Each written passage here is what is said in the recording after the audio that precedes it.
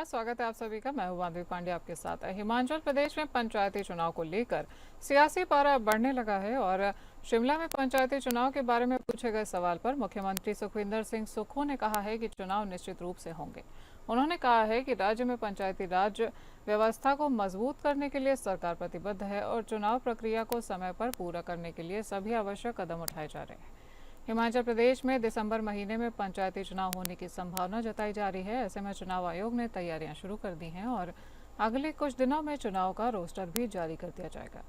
पंचायती राज मंत्री अनिरुद्ध सिंह ने कहा है कि सरकार ग्रामीण क्षेत्र की अर्थव्यवस्था को मजबूत करने के लिए काम कर रही है और पंचायती चुनाव समय पर करवाए जाएंगे।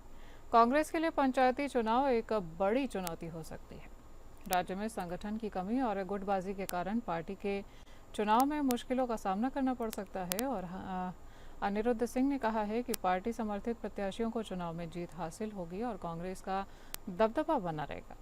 वहीं बीजेपी का दावा है कि कांग्रेस सरकार ने राज्य की आर्थिक स्थिति को खराब कर दिया है और लोगों को महंगाई का बोझ सहना पड़ रहा है। बीजेपी ने कहा है कि पंचायती चुनाव में जनता कांग्रेस सरकार को सबक सिखाएगी। मुख्यमंत्री सुखविंदर सिंह सुक्खू ने कहा है कि वो ये बात ध्यान में रखें कि चुनाव पक्के होंगे। उन्होंने कहा है कि राज्य में पंचायती राज व्यवस्था को मजबूत करने के लिए सरकार प्रतिबद्ध है और चुनाव प्रक्रिया को समय पर पूरा करने के लिए सभी आवश्यक कदम उठाए जा रहे हैं।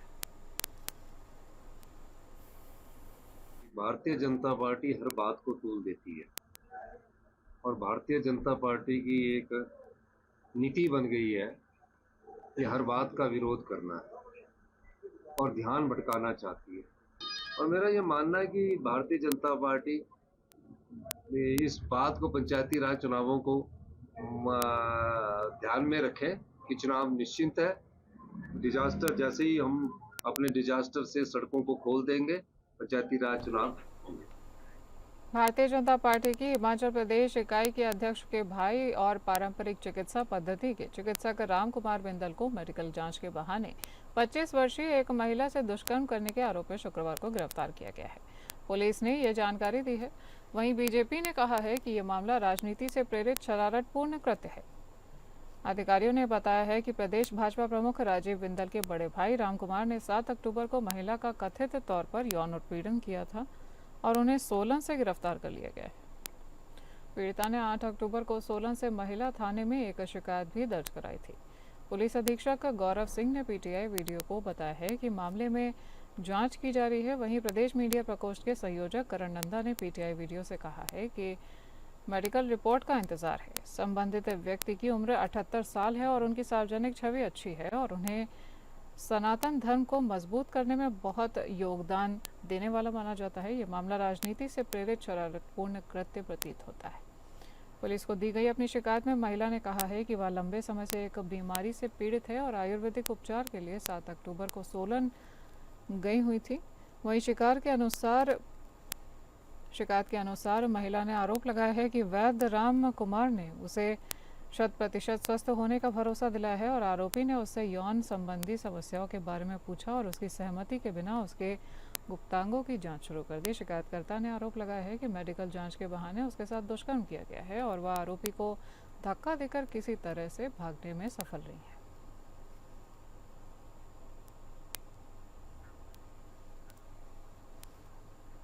हिमाचल के भाजपा के प्रदेशाध्यक्ष डॉक्टर राजीव बिंदल के बड़े भाई 81 वर्षीय राम कुमार बिंदल को पुलिस ने दुष्कर्म के आरोप में गिरफ्तार किया है।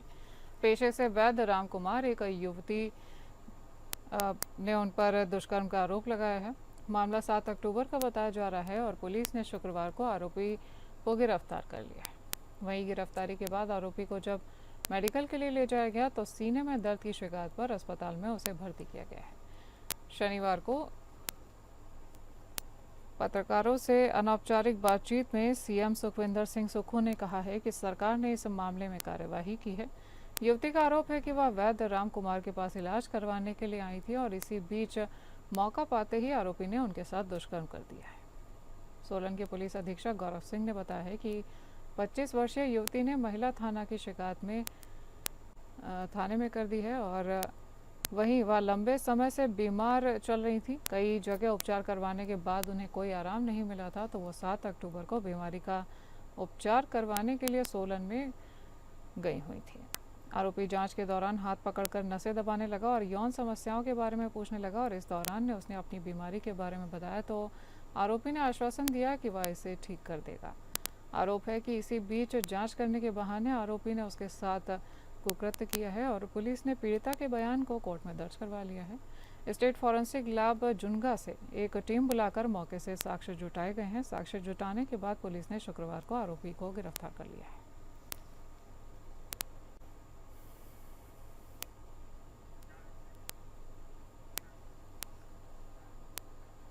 आम आदमी पार्टी के राष्ट्रीय संयोजक अरविंद केजरीवाल और पंजाब के मुख्यमंत्री भगवंत मान ने बठिंडा में 1194 करोड़ की लागत से 3100 खेल स्टेडियमों की शिलान्यास किया है। मान सरकार 3100 गांवों में आधुनिक और शानदार स्टेडियम बनवा रही है और इन स्टेडियम में वॉलीबॉल, फुटबॉल, हॉकी और एथलेटिक्स के लिए ट्रैक बनाए जाएंगे। सरकार ने एक बयान में बताया है कि हर गांव में लोकल खेल के लिए भी अलग अलग मैदान खोला जाएगा। सरकार खेल का सामान भी उसमें उपलब्ध कराएगी और स्टेडियम की संभाल और देखरेख की जिम्मेदारी गांव के यूथ क्लबों को दी जाएगी ताकि ये मैदान कमज़ोर न पड़े और गांव का हर बच्चा इन सुविधाओं से जुड़ सके। ਤੁਹਾਡੀ ਆਪਣੀ ਸਰਕਾਰ ਹੈ 2022 ਤੋਂ ਲੈ ਕੇ ਹਰ ਰੋਜ਼ ਕੋਈ ਨਾ ਕੋਈ ਨਵੇਂ ਉਦਘਾਟਨ ਹੋ ਰਹੇ ਨੇ, ਹਰ ਰੋਜ਼ ਨਵੇਂ ਕੰਮ ਹੋ ਰਹੇ ਨੇ। 19,500 ਕਿਲੋਮੀਟਰ ਸੜਕਾਂ ਜਿਹੜੀਆਂ ਪਿੰਡਾਂ ਨੂੰ ਲਿੰਕ ਰੋਡ ਜਾਂਦੀਆਂ ਨੇ ਰਿਪੇਅਰ ਹੋਊਗੀ, ਨਵੀਆਂ ਬਣਨਗੀਆਂ, ਚੌੜੀਆਂ ਹੋਣਗੀਆਂ। 19,500 ਕਿਲੋਮੀਟਰ ਸੜਕਾਂ, 5,000 ਕਰੋੜ ਰੁਪਇਆ ਨਵੇਂ ਗ੍ਰਿਡਾਂ ਵਾਸਤੇ, ਨਵੀਆਂ ਤਾਰਾਂ, ਨਵੇਂ ਟਰਾਂਸਫਾਰਮਰ, ਪੁਰਾਣੀਆਂ ਲਾਈਨਾਂ ਦੀ ਰਿਪੇਅਰ ਤਾਂ ਕਿ ਅਗਲੇ ਸਾਲ ਤੱਕ, ਅਗਲੀ ਗਰਮੀ ਤੱਕ ਇੱਕ ਵੀ ਕੱਟ ਬਿਜਲੀ ਦਾ ਨਾ ਲੱਗੇ। ਅਸੀਂ 5,000 ਕਰੋੜ ਰੁਪਏ ਦਾ ਉਦਘਾਟਨ ਕੀਤਾ। ਇਹ ਕੰਮ ਨੇ ਜੀ ਕਰਨ ਵਾਲੇ। ਟੇਲਾਂ ਤੱਕ ਪਾਣੀ ਪਹੁੰਚਾਇਆ, ਜਿੱਥੇ 40-40 ਸਾਲ ਤੋਂ ਲੋਕਾਂ ਨੇ ਪਾਣੀ ਨਹੀਂ ਦੇਖਿਆ ਸੀ ਕੱਸੀਆਂ ਦਾ। ਹੁਣ ਵੀਡੀਓ ਆਉਂਦੀਆਂ ਨੇ, ਤੁਹਾਡੇ ਕੋਲ ਵੀ ਪਈਆਂ ਹੋਣੀਆਂ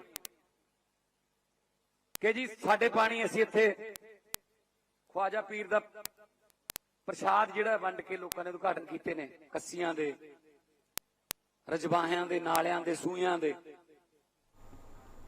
पेशेवर बॉडी बिल्डर और अभिनेता वरिंदर सिंह घुमन का दिल का दौरा पड़ने से निधन हो गया है।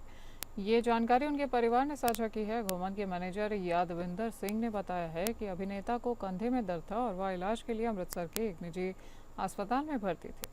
उनके भतीजे अमनजोत सिंह घुमन ने जालंधर में संवाददाताओं को बताया है कि अभिनेता को शाम करीब 5 बजे अस्पताल में दिल का दौरा पड़ा है।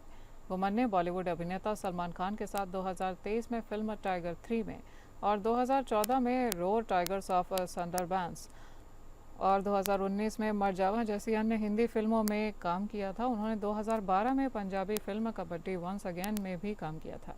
उन्होंने 2009 में मिस्टर इंडिया का खिताब जीता था और मिस्टर एशिया पेजेंट में दूसरा स्थान हासिल किया था। वह गुरदासपुर के मूल निवासी थे और वर्तमान में जालंधर में रह रहे थे। विभिन्न राजनीतिक दलों के नेताओं ने उनके निधन पर शोक व्यक्त किया है। वहीं केंद्रीय मंत्री रवनीत सिंह बिट्टू ने घुमन को पंजाब का गौरव तथा उनके निधन को देश के लिए अपूरणीय क्षति बताया है। बीजेपी नेता ने एक्स पर कहा है कि पंजाब के गौरव ही मैन ऑफ इंडिया वरिंदर घुमन जी का निधन देश के लिए एक अपूरणीय क्षति है। उन्होंने अपनी कड़ी मेहनत और शाकाहारी जीवन शैली से फिटनेस की दुनिया में नए मानक स्थापित किए हैं। थोड़ी देर से इंजरी थी, आज ही एडमिट हुए हैं। तो ऑपरेशन के दौरान 2 अटैक आए हैं। हार्ट अटैक आने के डॉक्टरों ने बोला कि वो पूरे। पंजाब के मोगा में एक दिल दहला देने वाली घटना सामने आई है, जहां पर एक पति ने अपनी पत्नी को वेश्यावृत्ति के लिए मजबूर करने का आरोप लगाया है। पुलिस ने इस मामले में कार्यवाही करते हुए पति को गिरफ्तार कर लिया है और जानकारी के अनुसार पीड़िता जसप्रीत कौर ने पुलिस को शिकायत में बताया है कि उसकी शादी गौरव उर्फ गौरी से हुई थी। शादी के बाद से ही गौरव उसे वेश्यावृत्ति के लिए मजबूर करने लगा। जब उसने इसका विरोध किया तो उसके साथ मारपीट की गई और उसके घर से बाहर निकाल दिया गया। पुलिस ने इस मामले में गौरव उर्फ गौरी को गिरफ्तार कर लिया है और उसके खिलाफ विभिन्न धाराओं के तहत मामला दर्ज कर दिया है। पुलिस ने बताया है कि मामले की जांच की जा रही है और आरोपियों को कड़ी सजा दिलाई जाएगी। महिला संगठनों ने इस मामले में कड़ी कार्यवाही की मांग की है। उनका कहना है कि जो लोग महिलाओं को वेश्यावृत्ति के लिए मजबूर करते हैं उन्हें कड़ी सजा मिलनी चाहिए। सरकार को भी इस मामले में कड़ी कार्यवाही करनी चाहिए और महिलाओं के अधिकारों की रक्षा करनी चाहिए। महिलाओं को वेश्यावृत्ति के लिए मजबूर करना एक गंभीर अपराध है और इसके लिए कड़ी सजा का प्रावधान होना चाहिए। ये मामला पंजाब से मोगा जिले का है, जहां पर एक पति ने अपनी पत्नी को वेश्यावृत्ति के लिए मजबूर करने का आरोप लगाया है। पुलिस ने इस मामले में कार्यवाही करते हुए पति को गिरफ्तार कर लिया है और यह एक गंभीर अपराध है और इसके लिए कड़ी सजा का प्रावधान होना चाहिए, ऐसा भी मांग की जा रही है। ਇਹਦੇ ਵਿੱਚ ਮਨਪ੍ਰੀਤ ਕੌਰ ਹੈ ਲੜਕੀ। ਇਹ ਕਰੀਬ 3-4 ਦਿਨ ਪਹਿਲਾਂ ਜਿਹੜਾ ਹਸਪੀਟਲ ਦੇ ਵਿੱਚ ਦਾਖਲ ਹੋਈ ਸੀ ਤੇ ਇਹਦੇ ਅਸੀਂ ਜਿਹੜੇ ਬਿਆਨ ਦਰਜ ਕੀਤੇ, ਕੱਲ ਬਿਆਨ ਦਰਜ ਕੀਤੇ ਸੀ। ਇਹ ਜਿਹੜਾ ਆਪਦੇ ਇਹਦੀ 2021 ਦੇ ਵਿੱਚ ਇਹਨੇ ਲਵ ਮੈਰਿਜ ਕਰਾਈ ਸੀ ਗੌਰਵ ਕੰਡਾ ਨਾਮ ਦੇ ਲੜਕੇ ਨਾਲ, ਤੇ ਇਹ ਉਹਦੇ ਤੇ ਗੌਰਵ ਕੰਡਾ ਦੇ ਆਰੋਪ ਲਾਉਂਦੀ ਹੈ ਵੀ ਉਹਨੇ ਜਿਹੜਾ ਮੈਨੂੰ ਇਸ ਤਰ੍ਹਾਂ ਗਲਤ ਧੰਦੇ ਦੇ ਵਿੱਚ ਜਿਹੜਾ ਉਹ ਮੇਰੇ ਤੋਂ ਗਲਤ ਧੰਦਾ ਕਰਾਉਂਦਾ ਰਿਹਾ ਤੇ ਪੈਸੇ ਆਪ ਲੈਂਦਾ ਰਿਹਾ। ਕਈ ਜਗ੍ਹਾ ਤੇ ਉਹਨੇ ਦੱਸਿਆ ਲੈ ਮੈਨੂੰ ਜਿਹੜਾ ਇਸ ਤਰ੍ਹਾਂ ਭੇਜਦਾ ਰਿਹਾ। ਉਹਦੇ ਸੰਬੰਧ ਵਿੱਚ ਅਸੀਂ ਜਿਹੜਾ ਕੱਲ ਮੋਰਲ ਟ੍ਰੈਫਿਕ ਐਕਟ ਦਾ ਜਿਹੜਾ ਪਰਚਾ ਦਰਜ ਕਰ ਲਿਆ ਤੇ ਇਹਦੇ ਵਿੱਚ ਅੱਗੇ ਵੀ ਜਿਹੜੇ ਉਹਨੇ ਦੋਸ਼ ਹੋਰ ਵੀ ਕਈ ਲਾਏ ਆ, ਜਿਹੜੇ ਅਸੀਂ ਉਹਦੇ ਵਿੱਚ ਜਿਹੜੇ ਇਨਵੈਸਟੀਗੇਸ਼ਨ ਦੇ ਵਿੱਚ ਅਸੀਂ ਸਾਰਾ ਜਿਹੜਾ जो भी होगा वो सामने ले आएंगे। चंडीगढ़ पुलिस ने हरियाणा के वरिष्ठ पुलिस अधिकारी वाई पूरण कुमार की आत्महत्या के मामले की समयबद्ध तरीके से त्वरित, निष्पक्ष और गहन जांच के लिए शुक्रवार को 6 सदस्यीय विशेष जांच दल यानी SIT का गठन किया है। SIT का नेतृत्व चंडीगढ़ के पुलिस महानिरीक्षक IG पुष्पेंद्र कुमार करेंगे। एक आधिकारिक आदेश के मुताबिक इस SIT में चंडीगढ़ की वरिष्ठ पुलिस अधीक्षक कंवरदीप कौर, पुलिस अधीक्षक के M प्रियंका और DSP चरणजीत सिंह विर्क और अन्य अधिकारी गुरजीत कौर और जयवीर राणा सदस्य होंगे। इसमें कहा गया है कि मामले में आरोपों की गंभीरता और संवेदनशीलता को देखते हुए केंद्र शासित प्रदेश चंडीगढ़ के IG की देखरेख के मामले में त्वरित, निष्पक्ष और गहन जांच करने के लिए निम्नलिखित सदस्यों वाली एक SIT तत्काल प्रभाव से गठित की जाती है। आदेश में कहा गया है कि SIT के सभी पहलुओं की समयबद्ध तरीके से जांच कराई जाएगी, जिसमें साक्ष्य संग्रह, गवाहों की जांच, विशेषज्ञों की राय लेना, कानूनी सलाह आदि शामिल है। जांच पूरी होने पर अंतिम रिपोर्ट तैयार की जाएगी और हरियाणा के वरिष्ठ IPS अधिकारी वाई पूरन कुमार की आत्महत्या के बाद मामला लगातार तूल पकड़ता जा रहा है। मौत के 5 दिनों के बाद भी अब तक न तो उनका पोस्टमार्टम हुआ है और न ही परिवार अंतिम संस्कार करने को तैयार है। पूरन कुमार की IAS पत्नी अवनीत P कुमार की मांग है कि पहले इस मामले में सुसाइड नोट में जिन अधिकारियों के नाम दर्ज हैं उनके खिलाफ कार्यवाही की जाएगी और उनके FIR के सस्पेक्ट कॉलम में शामिल किया जाएगा। परिवार का कहना है कि जब तक उन्हें न्याय नहीं मिल जाता है वो IPS अधिकारी वाई पूरन कुमार को अंतिम विदाई नहीं देंगे। Baba Saheb Ambedkar, who is the architect, chief architect of the Constitution, and who gave constitutional rights and protections to Dalits. Those are not being given to Dalits, and this is not a political thing. So, on behalf of the Dalit society, we want to demand DGP Chandigarh, why arrests are not made immediately of the DGP and SP. We, as a society, we want to go there and ask him, why? When arrests could be made illegally by DGP Satyajit Kapoor all along, why he is not being arrested by Chandigarh? केंद्रीय मंत्री नितिन गडकरी ने सोनीपत में पहले वाणिज्यिक battery swapping से charging station का उद्घाटन किया है। उन्होंने कहा है कि भारत विश्व की तीसरी सबसे बड़ी अर्थव्यवस्था है और सरकार वैकल्पिक ईंधन पर काम कर रही है। गडकरी ने किसानों को पराली का उपयोग ईंधन उत्पादन में करने का आह्वान किया है, जिससे उनकी आमदनी बढ़ेगी और पर्यावरण भी बचेगा। केंद्रीय सड़क परिवहन और राजमार्ग मंत्री नितिन गडकरी ने भारत के पहले वाणिज्यिक इलेक्ट्रिक ट्रक बैटरी स्वैपिंग एवं चार्जिंग स्टेशन का उद्घाटन किया है। इस अवसर पर उनके साथ केंद्रीय भारी उद्योग एवं इस्पात मंत्री HD कुमार स्वामी भी मौजूद रहे हैं। कार्यक्रम में गडकरी ने कहा कि भारत विश्व की तीसरी सबसे बड़ी अर्थव्यवस्था है, लेकिन लॉजिस्टिक कॉस्ट अब भी चीन से दोगुनी है। सरकार इस स्थिति को बदलने के लिए वैकल्पिक ईंधन पर काम कर रही है।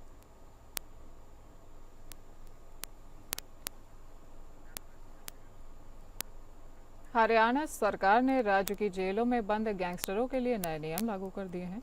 अब इन गैंगस्टरों को आम कैदियों की तरह रहना होगा और जेल की सफाई, सैनिटेशन और रखरखाव जैसे काम करने होंगे। जेल महानिदेशक आलोक कुमार राय ने कहा कि जेल में बंद हर अपराधी को आम कैदियों की तरह रहना होगा और उन्हें विशेष सुविधाएं नहीं दी जाएंगी। हरियाणा प्रिजन रूल्स 2022 के तहत गैंगस्टरों से जेल की साफ सफाई, सैनिटेशन और रखरखाव का काम किया जाएगा।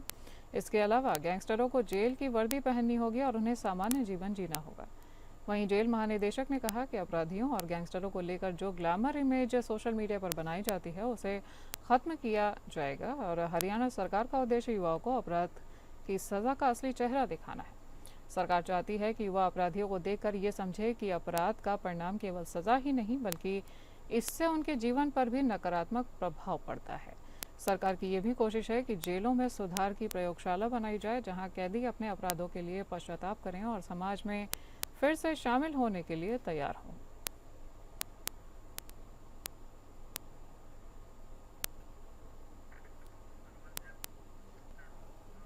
पलवल में नकली डीएपी खाद जब्त कर ली गई है। नकली डीएपी खाद की 150 बोरियां और वाहन जब्त कर लिए गए हैं। परिवहन में इस्तेमाल होने वाले 2 वाहनों को जब्त किया गया है और पलवल में ये घटना को अंजाम दिया गया है। ये जानकारी हरियाणा के नूंह से सामने आई है, जहां मुख्यमंत्री उड़न दस्ते और कृषि विभाग की टीम ने एक खाद बीज भंडार पर छापेमारी की थी। इस दौरान 420 पोटैश और 84 डीएपी खाद के कट्टे बरामद किए गए हैं, जिन्हें मिलाकर नकली डीएपी बनाई जा रही थी और इस मामले में नूंह पुलिस ने एफआईआर दर्ज कर ली है और आरोपी दुकानदार न्याज मोहम्मद को गिरफ्तार कर लिया है। नकली खाद की बिक्री से किसानों को धोखा दिया जा रहा था और हरियाणा में नकली खाद की समस्या बढ़ती जा रही थी, जिससे किसानों को भारी नुकसान का सामना भी करना पड़ रहा था। वहीं नकली खाद की बिक्री पर रोक लगाने के लिए सरकार ने सख्त कदम उठाए हैं। कृषि मंत्री श्याम सिंह राणा ने कहा है कि नकली खाद बेचने वालों के खिलाफ कड़ी कार्रवाई की जाएगी और उनके लाइसेंस रद्द कर दिए जाएंगे। हरियाणा सरकार ने नकली खाद की बिक्री पर रोक लगाने के लिए कई महत्वपूर्ण कदम उठाए हैं। आपको बता देते हैं जिनमें खास कदम क्या क्या है। नकली खाद की बिक्री पर रोक लगा दी गई है। सरकार ने नकली खाद की बिक्री पर रोक लगाने के लिए एक बड़ी कार्यवाही शुरू की है। वहीं लाइसेंस रद्द करने का भी एक खास निर्णय लिया गया है। नकली खाद बेचने वालों के लाइसेंस रद्द किए जाएंगे। नकली खाद बेचने वालों के खिलाफ एफआईआर भी दर्ज की जाएगी। सरकार किसानों को नकली खाद के बारे में जागरूक करने के लिए अभियान चला रही है और नकली खाद की समस्या से निपटने के लिए सरकार और किसान को मिलकर काम करना होगा। सरकार को नकली खाद की बिक्री पर रोक लगाने के लिए कड़ी कार्यवाही करनी चाहिए और किसानों को नकली खाद के बारे में जागरूक रहना चाहिए, ऐसा भी कहा जा रहा है। जैसे कि ये 2 गाड़ी पकड़ी गई है, इनमें 150 कट्टे और 80 कट्टे पकड़े गए हैं। इनकी इन्वेस्टिगेशन की जाएगी और जो भी इसमें दोष पाया जाएगा उसको गिरफ्तार किया जाएगा। इस बुलेटिन में आज के लिए इतना ही। नमस्कार।